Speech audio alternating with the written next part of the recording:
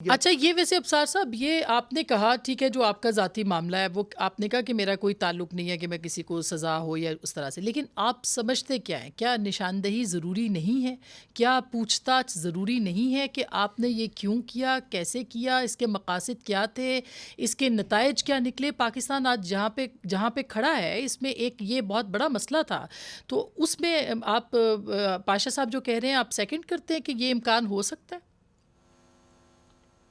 دیکھیے میں پہلے منیب صاحب کی بات کا پاشا صاحب کی بات سے ریلیٹڈ ہے. منیب صاحب نے کہا کہ مجھے نہیں لگتا کچھ ہوگا پاکستان کے ماضی کے ریفرنس سے، جو ان کی بات ٹھیک ہے، لیکن اور میں آپ کو بتاؤں میں اس کا عدالت میں آج جو کچھ ہوا اس کے ریفرنس سے بھی بات کرتا ہوں کہ انہوں نے جو کہا کچھ نہیں ہوتا. جج صاحب نے ایک بات مجھ سے پوچھی، چیف جسٹس صاحب نے، تو میں نے انہیں کہا کہ مجھے امید نہیں تھی اس لیے میں نے اپیل نہیں کی میرے اپنے کیس میں جو مجھے سیکنگ کا ہوا. ان کو امید نہیں چھوڑنی چاہیے. میں یہی بات منیب صاحب کو بھی کہنا چاہتا ہوں کہ امید نہ چھوڑیں. پاشا صاحب کو بھی کہنا چاہتا ہوں امید نہ چھوڑیں، اور امید اس لیے نہ چھوڑیں کہ آپ مجھے دیکھیں 8 سال ہو گئے ہیں مجھے پیمرا کے چکر میں پھنسے ہوئے. 2 سال میں نے صرف پبلک سیکٹر میں کام کیا اور 6 سال میں نے اس کی قیمت ادا کی. 2 سال جو میں وہاں رہا ہوں وہ بھی کی ہے، لیکن اللہ نے آج میری لاج رکھ لی، میری سچائی کی لاج رکھ لی، اور میں اس پہ اللہ کا جتنا بھی شکر ادا کروں کم ہے. دیکھیں ہوا پتہ کیا ہے، عدالت کے اندر آج انہوں نے کہا کہ ججز نے بار بار یہ بات کہی ہے، جب خاص طور پہ جو موجودہ چیئرمین پیمرا ہیں جب وہ کھڑے تھے تو ان سے وہ پوچھ رہے تھے کہ آپ کو کس نے کہا ہے، یہ نہیں وہ بتا رہے تھے، تو ججز نے بار بار ایک محاورہ بولا، ٹروتھ سیٹس یو فری. جو سچ ہے نا وہ آپ کو آزاد کرتا ہے. میں کمیشن اور میں نے کہا، میں نے یہی بات جج صاحب کو دوبارہ میں نے کوٹ کی، میں نے کہا truth sets you free, let the people of Pakistan see the truth, truth will free the people of Pakistan.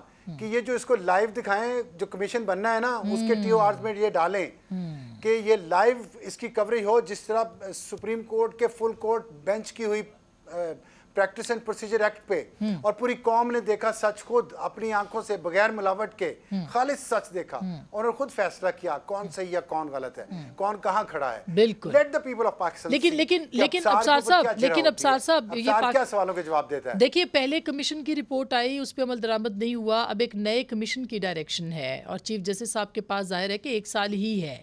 آپ کو لگتا ہے کہ یہ کمیشن بھی صرف کمیشن ہی ہوگا، بنے گا اور اس کے بعد پھر جیسے پہلے ہوا وہ بھی تو ہو سکتا ہے، تو کتنا سپیڈی یہ ہو سکتا ہے؟ کیا آپ اس کے اوپر بھی چیف جسٹس صاحب سے ریکویسٹ کریں گے کہ اس کو تیز ترین کیا جائے اور اس کے اوپر عمل درآمد کروایا جائے؟ دیکھیں میں پارٹی نہیں ہوں، میں ریکویسٹ نہیں کر سکتا، میں نے تو ایک ایپلیکنٹ ان پرسن ہوں. بات یہ ہے کہ جو آپ نے کہا نا کہ یہ پہلے بھی کمیشن بنا، یہ بات اٹھائی میں نے، انہوں نے کہا کمیشن بنا رہے، میں نے کہا جی پہلے بھی کمیشن بنے. حمود الرحمان کمیشن کی رپورٹ تو آج نہیں آئی، وہ لیک ہوئی انڈیا میں، تب جا کے ہم نے اس کو وہ بھی پارشلی ہم نے اس کو پبلش کیا ہے.